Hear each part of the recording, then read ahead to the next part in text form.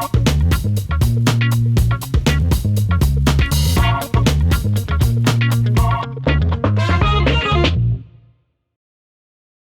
millennials, ketemu lagi barengan sama Ditan, masih barengan sama Mbak Lele Laila. Dan gue masih mau ingetin, ini lagi masih era pandemi, masih saat pandemi. Keluar rumah jangan lupa pakai masker, harus selalu pakai masker ya. Oke, dan Mbak Lele tadi kita udah ngobrol panjang lebar tentang karya-karya lo, tentang Kakak Desa Penari, tentang Danur juga. Ini gue mau nanya-nanya tentang lo aja nih kali ini di segmen terakhir kita nih. Tentang lo dulu deh, ngomongin tentang skrip, lo masih ada waktu gak sih? Kayak masih ada waktu atau keinginan gak sih untuk nulis dalam bentuk lain? Cerpen, novel mungkin? Kan biasanya scriptwriter tuh awalnya dari cerpen tuh biasanya. Ya, aku dulu nulis novel. Pertama kali gue nulis novel dulu, baru nulis skenario. Malah itu yang membuat gue ketemu sama filmmaker untuk kemudian nulis novel. Dan novel terakhir aku kayak Sanubari Jakarta. Jadi Sanubari Jakarta itu skenarioku. Aku novelin. Jadi aku bentuk versi novel. Karena waktu itu sinopsisnya menurut teman-teman sutradara kayak, wah sinopsis lo nih udah kayak cerpen Le. Jadiin cerpen aja, akhirnya gue jadiin cerpen lah. Jadi abis filmnya lahir, terus novelnya lahir gitu. Terus udah lama gak nulis novel. Pengen banget tapi kayak sinopsis kayak cerpen berarti agak panjang ya sinopsisnya. Ya panjang banget. Jadi waktu itu karena sinopsis kan harusnya belajar. Sinopsis harusnya pendek. Ini kepanjangan tapi tetap dibaca. Jadi ini jadi akhirnya kayak karena waktu itu baru belajar, jadi mereka kayak wah sayang nih sambil mereka ngajarin gue cara bikin sinopsis yang benar bla bla bla kayak gimana, tapi mereka bilang wah sayang banget yang itu nggak lo jadiin apa-apa. Akhirnya aku jadiin kumpulan cerpen lah. Terus sekarang pengen banget tapi lagi bikin lagi lebih bikin buku untuk, jadi kayak kalau kamu mau S3 itu tapi kalau aku mau S3 karena aku bukan, misalnya karena aku dari kriminologi terus MBA MBA terus eskrim, terus kalau mau S3 lo mau ngambil apapun itu lo butuh ngasih tahu kalau lo punya kemampuan. Misalnya gue mau ngambil psikologi, lo butuh ngasih tahu kalau lo punya kemampuan secara profesional untuk kemudian S3 di psikologi. Makanya kayaknya aku sekarang lagi fokus buat pengen bikin buku tentang personality karakter atau horor tensi. Iya, jadi itu jadi modal untuk S3-nya ya. Modal S3 aja harus bikin buku dulu. Keren. Oke, anyway. S3 tuh harus bikin jurnal. Bener. Jurnalnya langsung jadi karya. Jual aja sekalian, bikin apa kayak itu Pak karyanya. Jadi FTV aja pendek. Soalnya S3 antara itu atau ngambil creative research. Jadi kan ada creative research. Creative research tuh belum ada orang yang, maksudnya di Indonesia jarang sekali mungkin filmmaker yang habis itu bisa research secara kreatif untuk melihat ke depan film yang laris apa. Nah, kayak antara mau ngambil itu tapi dua-duanya konsekuensinya adalah gue harus tetap bikin sesuatu dulu, entah jurnal internasional atau buku, karena buat dapetin kayak oke, lo boleh kuliah ini, lo boleh jadi dokter di sini gitu, itu susah banget karena gue nggak ngalinnya sama sekali kan. Padahal udah bikin banyak karya lo sebenarnya, cuman belum. Tapi itu dia menyenangkannya dari sekolah, dari kuliah. Lo tiba-tiba kayak lo sadar gak sih kalau lo di kelas itu, di kelas itu kayak nggak ada hubungan timbal balik yang kayak dosen juga butuh lo, lo butuh banget dosennya ya kan. Betul, satu arah banget. Satu arah gitu, tanpa kita sadari kita tuh sangat butuh itu. Nah itu yang membuat gue senang banget sama kuliah, karena kalau gue kayak kerja gitu, oke gue sama produser ya kita sama-sama butuh loh, gue butuh saya gitu. Tapi kalau sama dosen enggak, gue bisa kayak oke paling gimana gitu, terus kayak karena terus kalau nggak mau dosen lo S1, dosen lo tuh udah S2, lo S3 itu udah profesor gitu. Bener, lo S3 udah profesor. Iya, lo S3 dosennya udah profesor, jadi akhirnya lo punya levelnya naik. Bener banget. Oke. Itu menyenangkan dari kuliah sih. Anyway, lo dikenal karyanya itu bergenre horor dikenalnya, tapi lo ada rencana nggak sih pengen bikin yang lain gitu?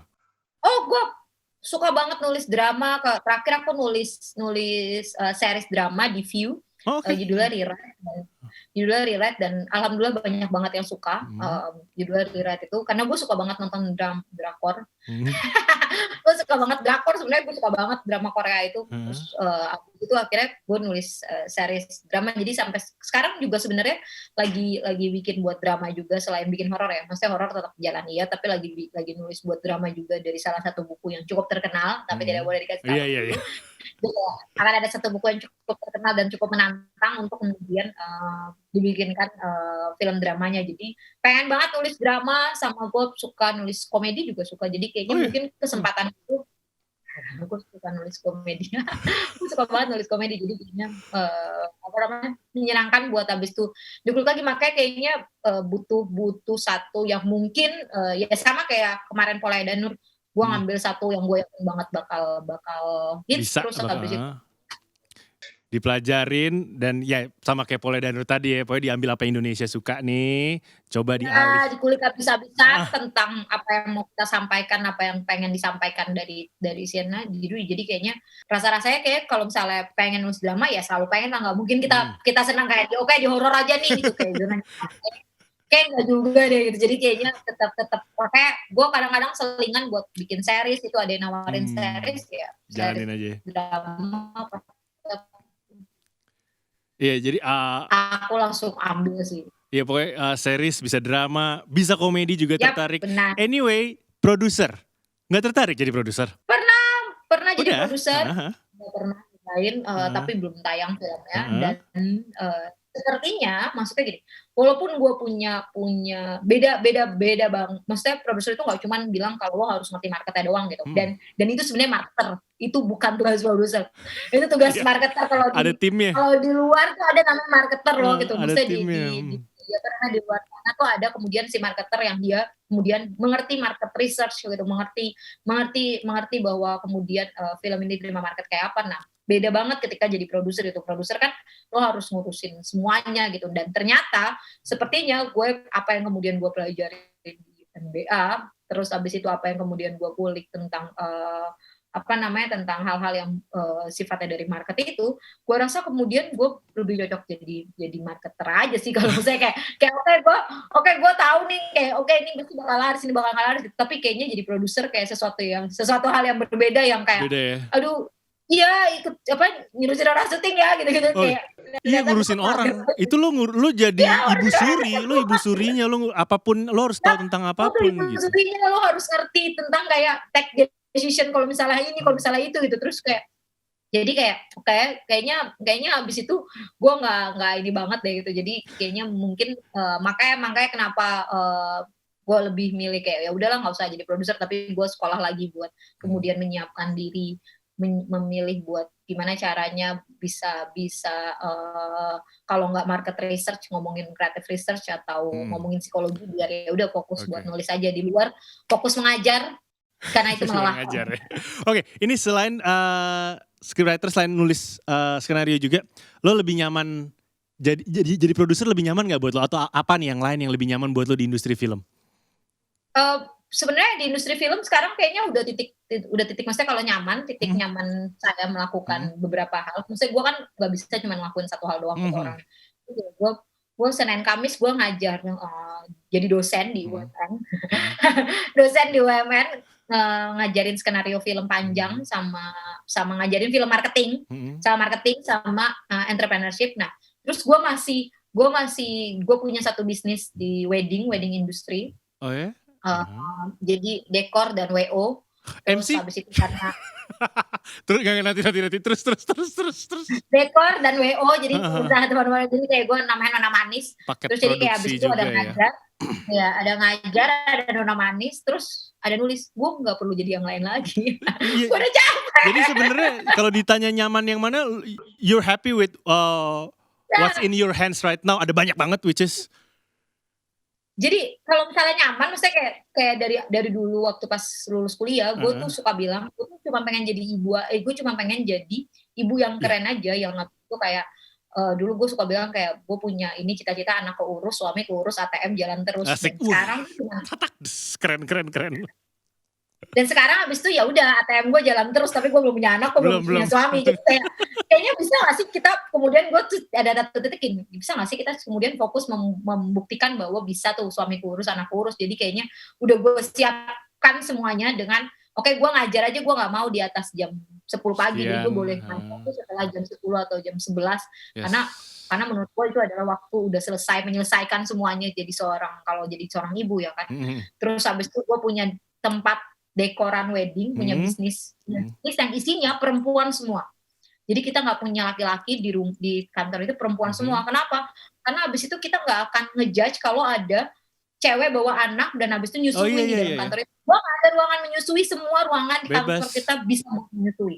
Iya iya iya. Jadi kayak dan habis itu kita cuma punya 1 hari dalam seminggu, 2 hari dalam seminggu buat bekerja, Mhm, di mana lo nggak perlu milih pekerjaan atau suami atau anak, mhm. karena habis itu lo bisa melakukan semuanya.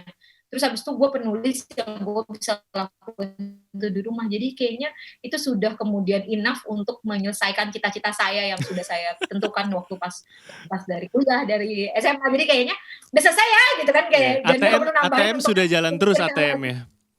yes, alhamdulillah kan jalan terus. Yang sekarang cuma pengen banget dilakuin adalah S3 sih, kayak kayak jarang banget soalnya filmmaker yang doktor. Terus Ini ayo, seriusan deh, why jarang not? banget film Indonesia yang doktor, jadi kayaknya dan semua buku tentang teori tentang film itu dari luar semua. Kayaknya harus kemudian ada buku yang secara resmi dikeluarkan sama profesor di Indonesia. Jadi kayaknya itu yang kemudian lagi jadi ambisi gue sih. Oke, ini Dibanding ngomongin tentang filmmaker, tentang dunia industri film Indonesia, pemikiran lo atau pendapat lo tentang industri film Indonesia tahun tahun 2020 ini kayak gimana sih? Senyumnya gue suka. Gimana dengan pekerjaannya? Coba.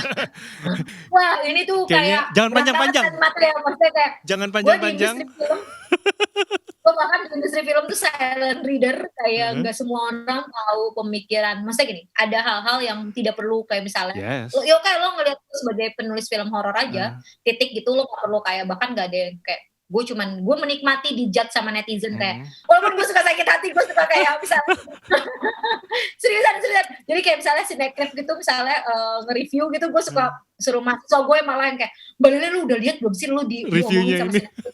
Ya, terus mahasiswa gue yang kayak gitu, terus mereka tuh suka nggak terima gitu kan, mereka suka nggak terima karena ya gue nggak pernah ngajarin hal Mhm. buruk. Nah, Mhm. itu yang penting banget, memisahkan bahwa gue nggak pernah ngajarin hal buruk tentang menulis, cara gampang menulis, gue nggak pernah ngajarin hal buruk tentang itu, sama cara gue memilih buat menulis, oke? Mhm. Bukannya abis itu gue memilih buat nulis hal buruk, enggak, karena kan pasti setiap itu ada proses ya kan. Mhm. Nah, jadi di industri film itu kemudian kita sering sekali tidak bisa memisahkan karya sama si pengkaryanya. Iya, benar. Jadi kita sering sekali tidak bisa memisahkan itu, bahwa yaitu karyanya gitu yang Mhm. kemudian sebarluaskan sama mereka dan lain-lain, kemudian dan setiap karyanya itu kita kemudian di karya berikutnya kita akan kayak, oh nggak mungkin nih dia bisa bikin Ya, kayak gini, nggak mungkin di-judge dia ya, bisa bikin kayak dinilai duluan gini. Nah, gitu. Pasti gini, Yap, ceh. dan padahal filmmaker ya tetap filmmaker, dia tidak kemudian Mhm. menjadikan dirinya dia sebagai selebgram. Nah, jadi kayaknya begitu sudah menjadi selebgram, jadi kalau misalnya filmmaker jadi selebgram itu Heeh. akan beda konsekuensinya loh. Nah, itu akan beda konsekuensinya.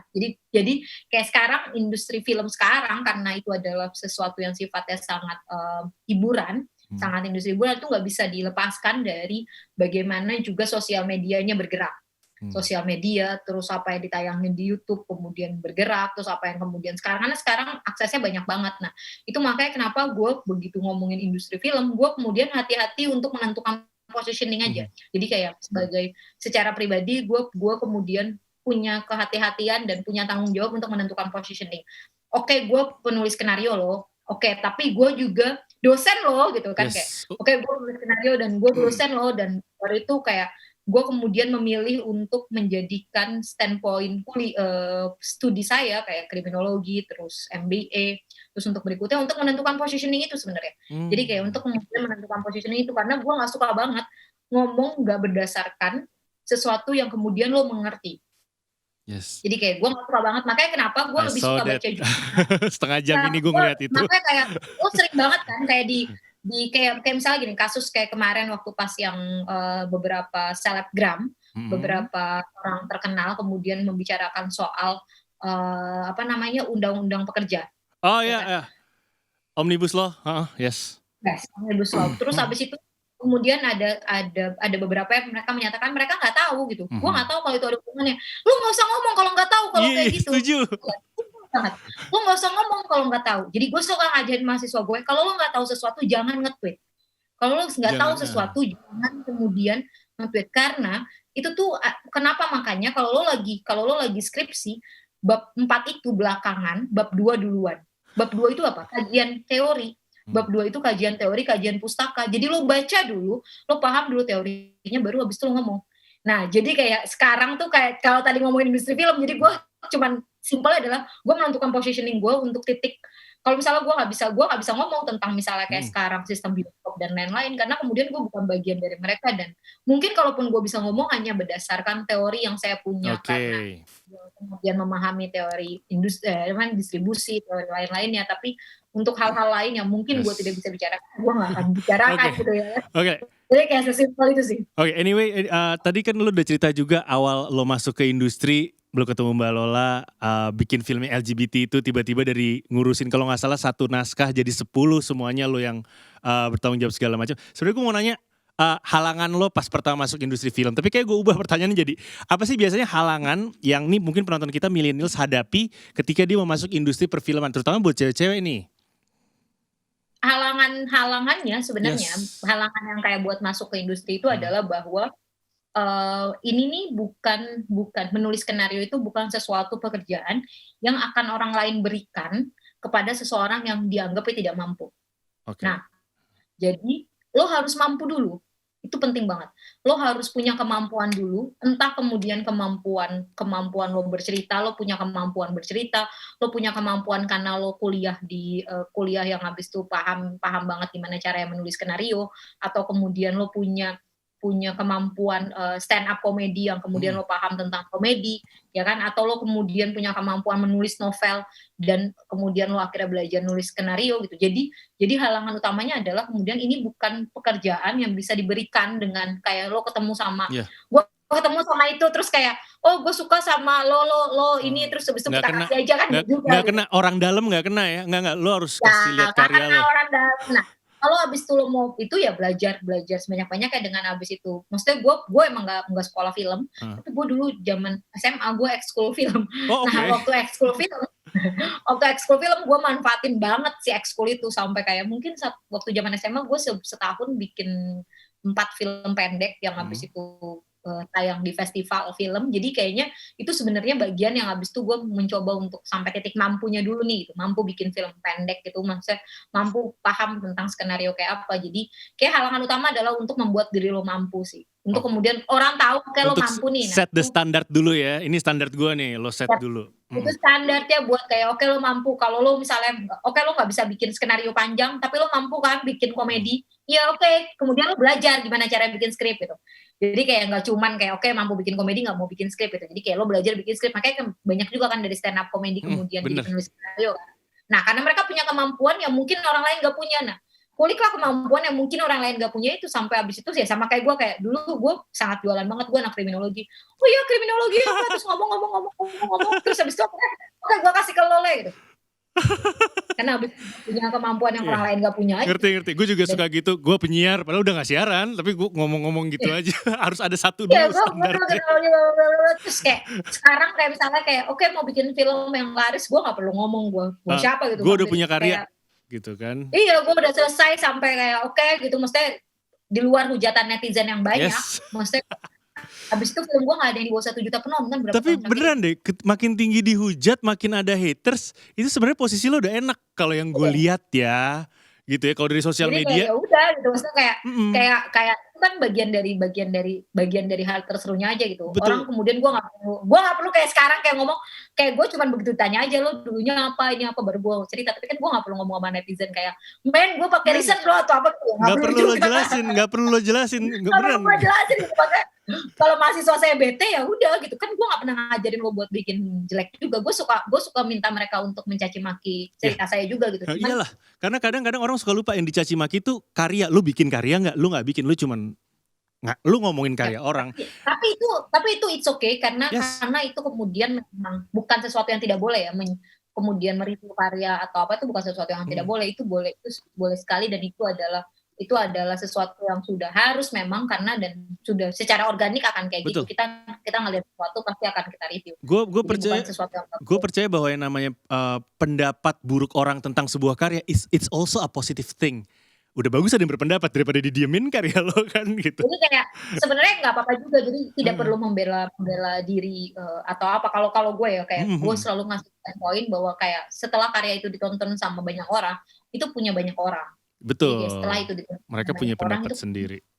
mereka punya pendapat pribadi. Yang kemudian kita perlu kontrol adalah bagaimana kemudian kita membuat karya tersebut. Jadi itu yang kemudian perlu dikontrol. Dikotominya adalah dikotomi kendalinya ya kendaliin dalam diri kita sendiri ketika lagi berkarya. Oke. Ini anyway ngelanjutin pertanyaan tadi, kalau tadi ngomongin tentang apa halangannya, kalau sekarang buat milenial nih gimana sih caranya untuk masuk ke industri film ini? Mereka nggak tahu apa-apa nih, mungkin lagi di luar kota. Gue pengen masuk deh ke industrinya. Gue let's say gue udah bikin beberapa karya loh, tapi gue ngasih lihatnya ke siapa ya, kemana ya, itu saat ini lewat mana sih gitu? Nah sekarang kan banyak banget, tapi yang penting banget, ini penting banget ya buat milenial sekarang. Kan gue sering banget, gue suka kayak pastiin aja pertama kalau lo nge-tweet atau lo bikin caption di Instagram, lo nggak typo dipisah sama disambung. Wah okay? itu gue. Itu pasti sebelum lo nanya gimana caranya masuk industri, pastiin aja. Lo follower Ivan Lanin lo ya. karena itu penting banget kan, yeah. Kayak kita menulis skenario tuh kemudian kita jadi penulis yang rapi, terus pastiin ketika lo kemudian karena sekarang bisa ada di mana aja, di blog, abis itu di Twitter atau kayak KKN yang dia tulis tweet. Tapi pastiin bahwa ketika abis itu cara masuknya adalah melihat diri lo sebagai personal branding. Ini penting banget. Ketika kemudian melihat diri lo sebagai personal branding, jangan sampai kita merasa bahwa personal ini tidak mengerti kausalitas. Kausalitas itu kalau di skenario itu penting banget, itu adalah sebab akibat.